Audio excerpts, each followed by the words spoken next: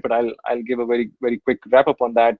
We went out to the market, to the VCs, and I think within 8 or 9 days we were oversubscribed.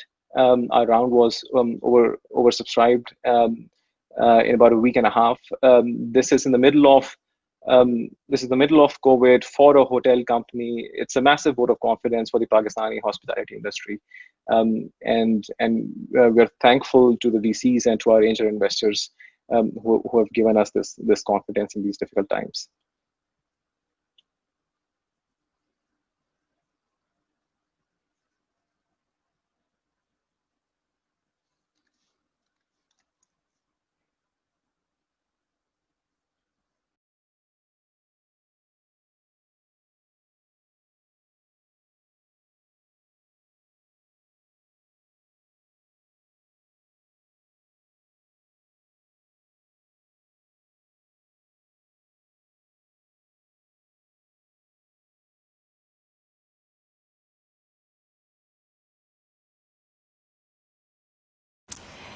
All right, thank you, Mr. Asad, for your talk. And here we are, guys, chit-chatting with a lot of people from around the world. So there are more people lined up who are going to be talking to you right about now. Now, I know I've said this repeatedly, so I do sound like I'm not being honest, but I truly am being honest, because the next talk is about why supporting entrepreneurs matter. And this is very important, especially for the Pakistani market, because a couple of our experts have said that a lot of people are apprehensive about investing their time, their money, and their expertise into people that they do not know. And this is why, you know, we suffer to a certain extent. So we're going to talk a little about this, and to talk about this, we have Mary Grove with us. She is a managing partner of Bread and Butter Ventures, an early stage venture capital firm, and it's based out of Minnesota. She's also the co-founder of Silicon North Stars, which is a nonprofit that she and her husband founded to help young Minnesotans from underserved communities pursue careers in tech, which is something we absolutely need. Yes, and she's got over 15 years of experience at Google in various leadership positions, including founding director of Google for Entrepreneurs. So she's got a lot of feathers in her cap, and she's here to talk about why supporting entrepreneurs matters. This is definitely going to be worth a listen. So without any further delay, onwards to Mary Grove.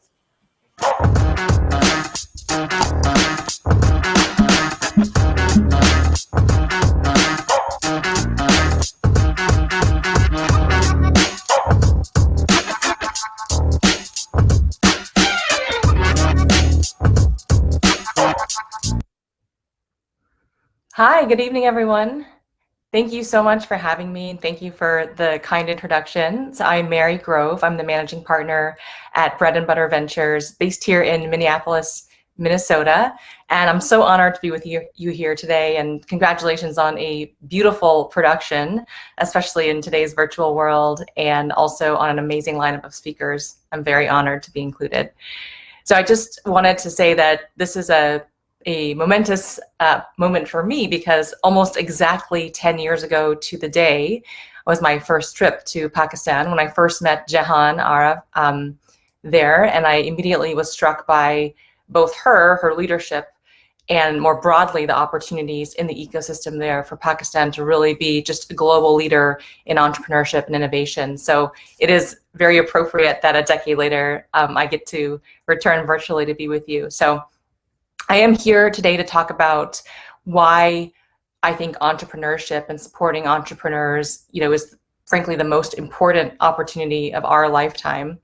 And just to give you some personal background and introduction, so my background is mainly in tech and early stage investing. However, my first really lens of entrepreneurship came through my family.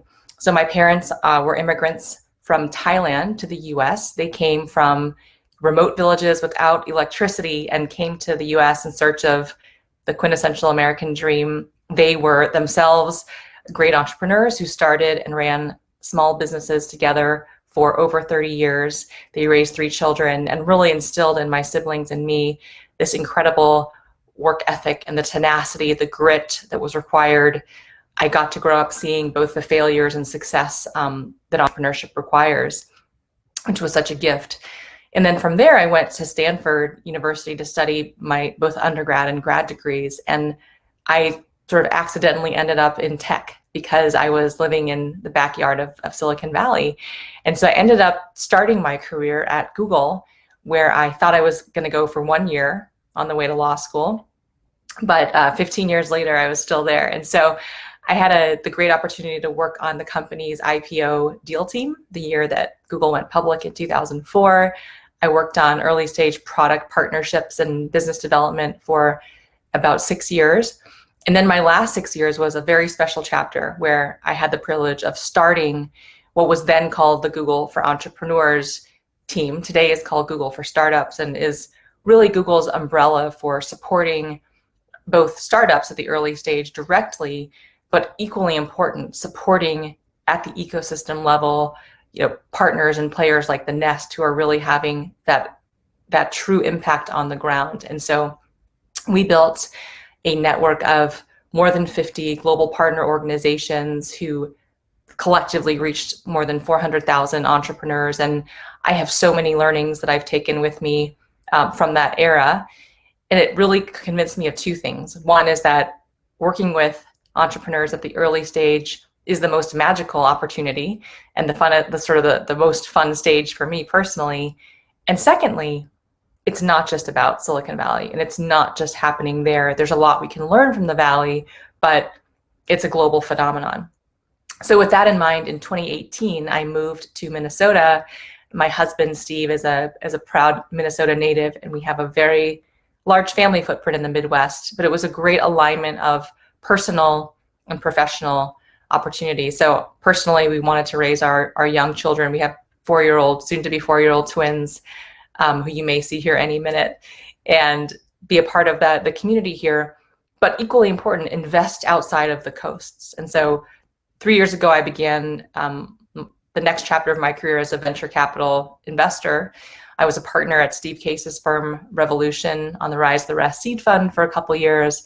And then earlier this year have gone out to help build a new firm here in Minnesota called Bread and Butter Ventures. And so I encourage you to look us up online, Bread and Butter Ventures. We are early stage investing globally, but specifically in sectors that map to the strengths of Minnesota's backyard. And those are specifically food technology, health technology, and enterprise software. And so that's what I'm doing now. And I'm just super excited to be able to dedicate the next chapter of my career to finding, backing, supporting, and helping scale amazing world-class companies all over the world. So with that in mind, I'd love to cover two core topics. The first is, my observations that I've learned over the last 2 decades on why supporting entrepreneurs matters. Number one is that the best founders that I've met and worked with are fundamentally solving a problem that they personally have, and that in fact millions or even billions of people may have as well. And I've seen that through and through in the entrepreneurs I've met from the Pakistani ecosystem, which is that the opportunity that you have to build products and services and businesses that impact millions and billions of people at scale from day one is a pretty extraordinary opportunity set. And so one is that, fundamentally you're solving real world problems that you also have. The second observation is that the biggest challenges I believe we face as a society and as a global, community now and moving forward will be solved by entrepreneurs. They will be solved by startups who are innovating through technology-driven approaches. And so those are the two reasons why I think it's fundamentally critical that we all do our part to support startups, to support a thriving entrepreneurial ecosystem. And the question then becomes, what can I do? What can you do to support entrepreneurs? Well, one, if you're a successful entrepreneur, like many we've seen throughout the event today, the best thing you can do is pay it forward. Can you mentor? Can you offer advice? Can you help other companies to create that next generation of startup success? If you're an investor, a venture capital investor, obviously one of the most important things you can do is actually write checks and help fund great companies. But even before that, can you go the extra mile to take the meeting, to build those relationships, to help mentor companies, essentially to help build that pipeline of companies who would be ready at the next stage for investment. And it takes a lot of time and effort to do that, but that's the role that I believe investors can play. If you are a corporation or a large enterprise, your role could be to partner with startups, to buy from them, purchase from them as suppliers, to actually give them an opportunity to navigate a large enterprise and take an early bet on a startup. Look in your own backyard to start, for example.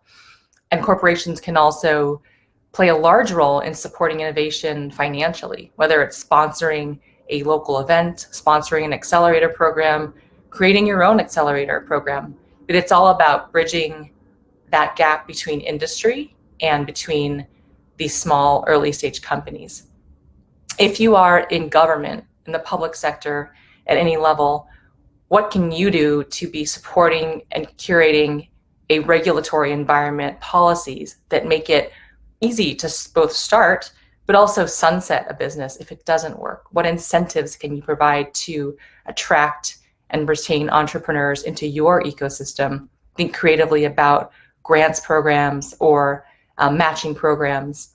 If you're an ecosystem builder like Jahan is, how can you think creatively about building an inclusive ecosystem that is accessible to all, and think about, bringing in mentors both from your own ecosystem, but across the country and really across the world to support those entrepreneurs. And then lastly, if you are an entrepreneur, of course, which many of you are today who are tuning in, I wanted to share my advice for entrepreneurs in this room.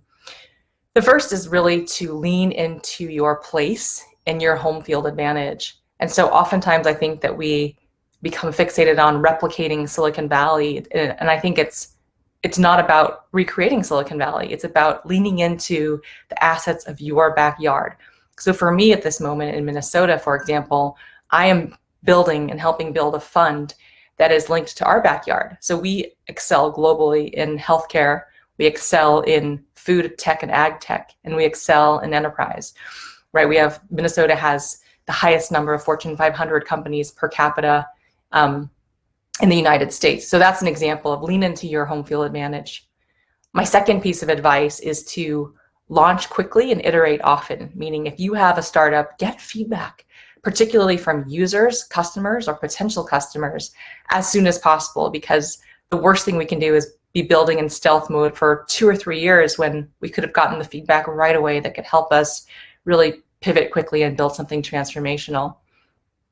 And my third tidbit is to prioritize building team and culture from day one. It is the most important building blocks of a successful startup, is that culture, that team, and prioritize caring for yourself as a founder too, and your life holistically. The fourth thing is to ask yourself what type of company you're building, and then what's the right way to capitalize or fund that business. And the answer isn't always venture capital. I think that a lot of times we think that I'm building a startup, I need VC funding. Perhaps actually a loan or a grant or a non-dilutive grant. There are multiple ways to think about funding a company. The question is VC right for me? And then if you do decide to go down that path, make sure you do your diligence and homework on your investors too, and who you want to sort of join into your cap table and into the trenches with you. Last two pieces of advice. One is to be bold, to find mentors. Don't be afraid to ask for help. I think one of the greatest lessons in leadership I've learned is about being authentic and vulnerable and not being afraid to ask for help, because that is truly, I think, what separates the best founders and CEOs from everyone else. And lastly is just the role of nurturing relationships and partnerships, which are long-term. And even if an investor isn't the right fit for this round, or it's too early for you to be partnering with corporation X, Y, or Z, it is really a long-term game. And so thinking about building those relationships, updating people, not taking offense when the answer is no, not taking it personally, and developing that long-term rapport. So those are my thoughts on, fundamentally what we all as an ecosystem can do to help ensure that entrepreneurs are successful. But I'll just close by saying I know that it's been a tremendously difficult world in the year 2020 with the global pandemic, and I am just awestruck every day by the amount of innovation, the amount of new companies forming that I'm seeing, the amount of new ideas, but also the ways that existing entrepreneurs and startups are really pivoting and doing amazing things. And so my last thought is that I just want to encourage you to keep going, keep pushing, and remind yourself that many of the greatest unicorns in the history of the tech industry were born specifically in periods of economic recession, right? It's this idea that constraint breeds creativity, and that can actually help us bootstrap and innovate more quickly. So keep going. Thank you so much for having me today. It's an honor, and I would love to take any questions if there are. Hi, Mary. Good Hello. to see you. Hi, Jahan. How are you? I am wonderful. How are you? I love the beautiful setup of the stage and everything. Yeah, I wish you could be here in person. But I have a few questions for you. You were in Silicon Valley and you helped so many of our partner organizations to grow our ecosystems across the world, many in emerging economies like Pakistan, like in African countries, in the Middle East. So now you've moved to a different part of the US, in Minnesota. Are the challenges the same that you remember people like us having? How are the challenges different? How are people tackling them? It'd be interesting to hear. Sure. There are a lot of similarities in the sense that, I like being in Minnesota because I sort of feel like the underdog, in a sense, right? Where a lot of eyes have been on Silicon Valley or coastal cities. But I believe, much like I believe in emerging markets as well, that we actually have the edge, we have the advantage, we have the proximity to the actual problems that we're trying to solve. And with Pakistan, for example, just the sheer amount of scale that you have to address with the population alone. I mean, it's an order of magnitude higher than some of these markets that are launching the apps and the services that get a lot of the attention. So I think some of the challenges are universal, right? In that you're overlooked at times from a resource perspective, but you actually are close to the problems that are being solved. And so, but I would say that I'm seeing a huge trend in the distribution of talent now. People are leaving the major cities, and I think we will no longer return to life as it was at the beginning of 2020 after this year. And I think that's a great thing. And I would like to say that, you and hopefully me and others who've been seeing this trend and knowing that we can innovate not just in the epicenter of Silicon Valley, but I am seeing a lot of new companies being born right now, especially in the industries of, supply chain logistics, the future of work, healthcare in general, food tech and ag tech, and how we feed each other, how we feed ourselves, how we care for each other, and how we work. Great. So, Mary, you had twins while you were still at Google. And what kind of life work challenges did you face, and how did you cope with them? Because we saw you coping with them so brilliantly, and the twins are now 4 years old, and I'm sure the challenges are very different. But how did you manage to balance work and life? Because there are a lot of women now starting their own businesses or taking leadership roles at companies, and I think the lessons that you learned would help them.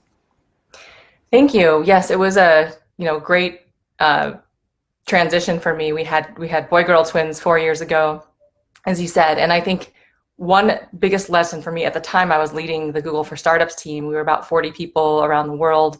The team was 2/3 women, and in the time that I was the director there, we had 9 babies born, amongst us, both across moms and dads.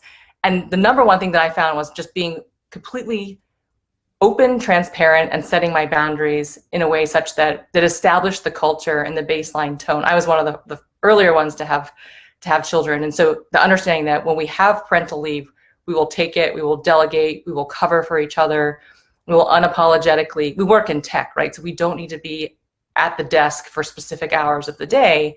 It's okay to have this where we go home, we have time with our families. I still today log on, my most productive hours are between 8:30 p.m. and 11 p.m., as is the rest of our team, because we we are in the same sort of boat in life. So I think that's the number one lesson, is be authentic, set boundaries, set healthy boundaries, and be unapologetic about it. And the second is just understanding what, what support system to put around you. And we were living in California. I have an amazing husband who's also very, very career focused, but he has been an equal partner. And I say, I'm such a strong advocate for paid family leave for men and women both, because in my mind, I certainly couldn't have done it without a supportive partner who also had the resources vis-a-vis leave and whatnot to make it work. And so, but I think it's just about normalizing it, talking about it, demanding, and create, especially if you're the founder, to set that tone for your company and your team and give everybody permission to follow suit. Yeah, Steve is amazing. I agree with you. And we could all see that he was an equal partner in bringing up the twins. There's a question from Jawad Farid, who's my partner in crime at the Nest. He says, given the role that you played at the start of this adventure of the Nest.io, did you ever think we and the ecosystem would come this far? I'm not surprised one bit, and I'm not, early on, the Google for Entrepreneurs model, it's analogous to venture capital, right? Which is my focus now. It's you find great partners and you back them financially, and you make an early bet. So to me, the Nest was essentially a seed bet, right? And now you've scaled, and because when you invest early, as any early stage investor will tell you, it's about the founder. So it was about you, right? And it was about seeing that your vision, your accomplishments, and your commitment were not going to change. And I knew that the strategy may change, the programming itself may change, the product, so to speak, may change, but with the right leadership at the helm and the ability to command partnerships and respect globally, which you so have in spades. But that said, it's been a pleasure to follow the innovation through the last decade. And of course, I've always believed, but I believe that, the next decade will hold even bigger things for the Nest community under your leadership. Thank you so much, Mary. We have to stop now, but we'll keep in touch and hope to see you soon in person. Absolutely. Thank you so much for having me.